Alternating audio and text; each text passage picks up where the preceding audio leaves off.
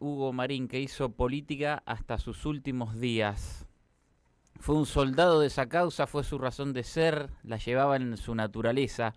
Un animal político que nunca sacó los pies del plato, que no hubiera podido vivir sin esa actividad que dicen está destinada a la transformación de la vida de las comunidades. Contagió a toda su familia de esa pasión militante y con 89 años a cuestas seguía yendo a actos, caminando calles, convenciendo vecinos y sugiriendo formas de salida a sus sucesores. Así lo recordamos en nuestra página web hace un año, una reseña de lo que fue su vida. Decíamos entonces que Marín fue el líder más grande e inolvidable del peronismo pampeano, el gobernador más importante que tuvo La Pampa, maestro de otras generaciones, rey de la negociación, rosquero empedernido, posiblemente el mejor orador político que haya tenido la historia de la provincia, el único que en algún discurso alcanzó dotes de estadista.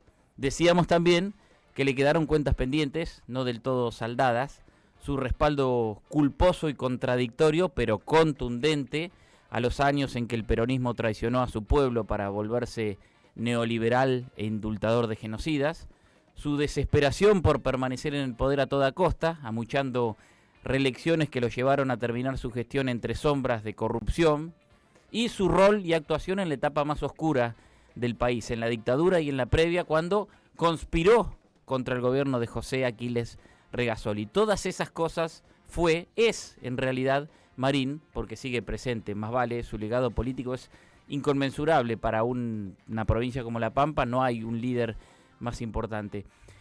Fuimos al archivo a buscar sus últimas palabras, yo las venía refrescando en esta etapa, en la que van a escuchar en otro tono, con otro estilo, por supuesto. Marín propone algo no muy distinto de lo que acaba de decir Juan Grabois, esta idea de, por separado, ir a golpear juntos. Lo último que dijo Marín en público fue en ocasión del aniversario del regreso de la democracia. Estaba fresca la primera vuelta y se venía la decisión final de quién tenía que ser presidente, Sergio Massa o Javier Milei. Ahí tiró algunas líneas que en estas horas vuelven a estar presentes en la agenda pampeana. La posibilidad de que los partidos teóricamente populares, que son partidos tradicionales también, el peronismo, el radicalismo, puedan confluir en un frente antifascista. Esto lo digo yo, no lo dijo Marín con esas palabras, pero más o menos. Vamos a escuchar algunas de las cosas que ese día decía Marín, recordando su primera gobernación en el 83, cuando regresó a la democracia. Marín cumplió con su primer mandato como gobernador, pero no solo hablando de eso, sino de esa actualidad que en algún punto sigue siendo también la que tenemos hoy, un año y pico después. 33.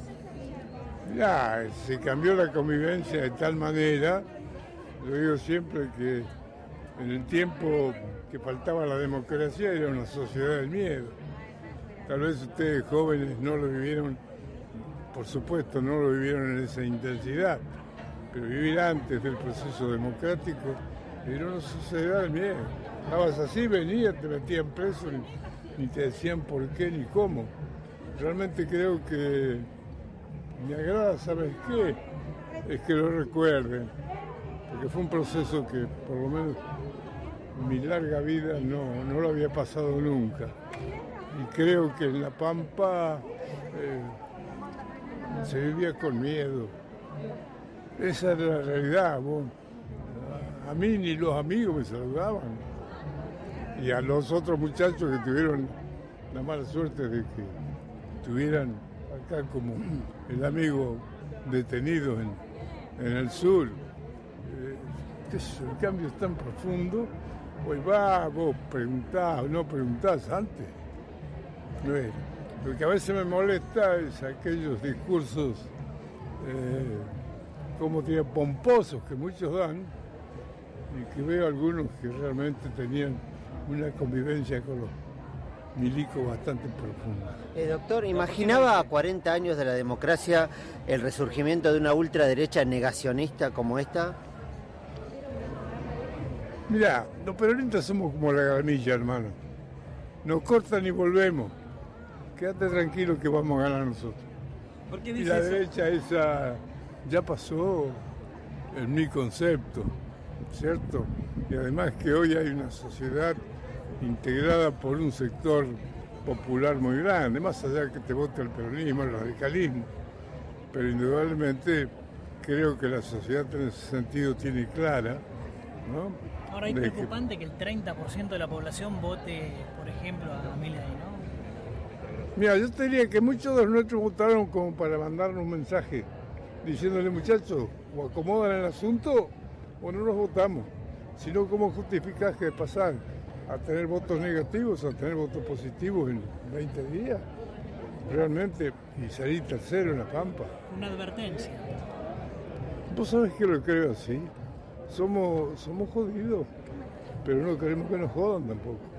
Doctor, ¿cree que va a ser importante la actitud del radicalismo en estas elecciones, pensando en lo que pueda llegar a pasar con Milei, con Bullrich, con Macri? Tiene un sector como tal vez tengamos nosotros, tiene un sector popular, democrático, realmente ellos tal vez hayan consolidado más la democracia que nosotros, porque no fueron destinatarios de los golpes. Resulta que cuando ganan la oposición o la derecha es democrático porque el pueblo se expresó. Ahora cuando ganamos nosotros no. La democracia no existe en el voto. Yo creo que el radicalismo tiene un sector popular importante, y me alegra de que aquellos que hicieron en su momento Perón y Balbín ante una situación delicada pueda realmente hoy juntarse, por lo menos para hablar, conversar y buscar un destino común. Acá está en juego el país, no está en juego un partido político, que la derecha, como decís vos, es la que está objetando permanentemente. Si no escuchás a este muchacho Milei, vos decís, che, pero ¿en qué país vivimos? Se da el gusto de agredir permanentemente a todos. Doctor, ¿cómo tomó las declaraciones de Bullrich cuando dijo que el abrazo con Milei fue parecido al de Perón y Balbín? Bueno, se agrandó un poco, ¿viste? Es más o menos como comparar a Maradona. ¿Le faltó leer algo? Comparar a Maradona con alguno de Cuarta. Mirá, yo con la Bullrich la conocí en el 73 como montonera, ¿cierto? La conocí en convención que se hizo en provincia de Buenos Aires, que estaba con Duhalde. La conocí con De la Rúa como ministra. Ahora estaban juntos por el cambio y bueno, y ahora parece que no sé cuál es el camino agarrará. Dicen que tiene más cambio de camiseta que el Tuiti Carrario. Creo que sí, ¿viste? Esa es como cuando vos te vas de paseo que no se saca la camiseta, está igual. Marini, ¿cómo lo define a Massa? No es seria. ¿Cómo lo define no a es Massa? Bueno, qué bueno tener archivo, qué buenas son siempre las palabras de los que tienen recorridos amplios. En algunos aspectos, esa entrevista hecha en octubre del año pasado parece hecha hoy o esta mañana. Es un modo de recordar a Marín también, que hasta sus últimos días, como decíamos, hizo política y estuvo vigente y tuvo una palabra que decir y una mirada de lo que estaba ocurriendo. La pifió en su idea de que en la segunda vuelta era imposible que Milei fuera presidente. Finalmente fue presidente y se quedó corto en lo que vio de Milei. Marín murió viendo el Milei que vimos antes de que fuera presidente, que era incluso menos violento que el que tenemos hoy en día. Pero sigue vigente, sí, esa mirada de la posibilidad de un gran frente democrático que entienda que hay cuestiones gravísimas que están ocurriendo, y este puente tirado desde el peronismo al radicalismo, a algún sector del radicalismo, para ver si prenden en la idea de la necesidad de generar un frente que le ponga freno a las barbaridades, sobre todo al ajuste y a la crueldad con la que se hace ese ajuste. Es un modo de recordar a Rubén Hugo Marín a un año de su fallecimiento, cuando tenía 89 años, y que también lo resumimos en esta biografía que desde hace tiempo estamos escuchando en nuestra Radio Kermés. En Radio Kermés. Biografía no autorizada. Rubén Hugo Marín fue el gobernador más importante de La Pampa y es figura estelar histórica de la política provincial.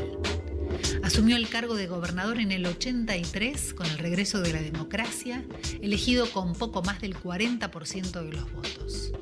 Finalizó su gestión en el 87 para ser legislador nacional y volvió a ser gobernador en el 91. Inició entonces el proceso más importante de su carrera. Se alineó con el menemismo, evitó las privatizaciones en la provincia e impuso la Ley Federal de Educación. Fue reelecto en el 95 y en el 99. Marín nació el 1 de mayo de 1934 en la localidad de Trenel, en el norte pampeano. Se recibió de abogado en el 61 y en el 73 fue candidato a vicegobernador de José Aquiles Regazzoli. Representó a los sectores de la derecha sindical del peronismo e intentó desbancar al gobernador. Otros sectores del justicialismo lo acusan de haber elaborado listas negras de compañeros y compañeras que padecieron persecuciones en la dictadura. En su primer gobierno, tras el regreso de la democracia, ordenó una investigación sobre el accionar de policías represores. Sus gobernaciones posteriores se caracterizaron por una apuesta a la infraestructura de la provincia, que entonces invirtió en redes de gas, rutas y edificios públicos. También en el acueducto del río Colorado, una obra cargada de sospechas y cuyos problemas se siguen sufriendo en la actualidad. Impulsó la pertenencia de La Pampa a la región patagónica. Logró la reforma constitucional del 94 y para seguir en el cargo y obtener su segunda reelección, apeló a un par de votos sugestivos en la legislatura provincial y a una dudosa interpretación del Superior Tribunal de Justicia que lo benefició.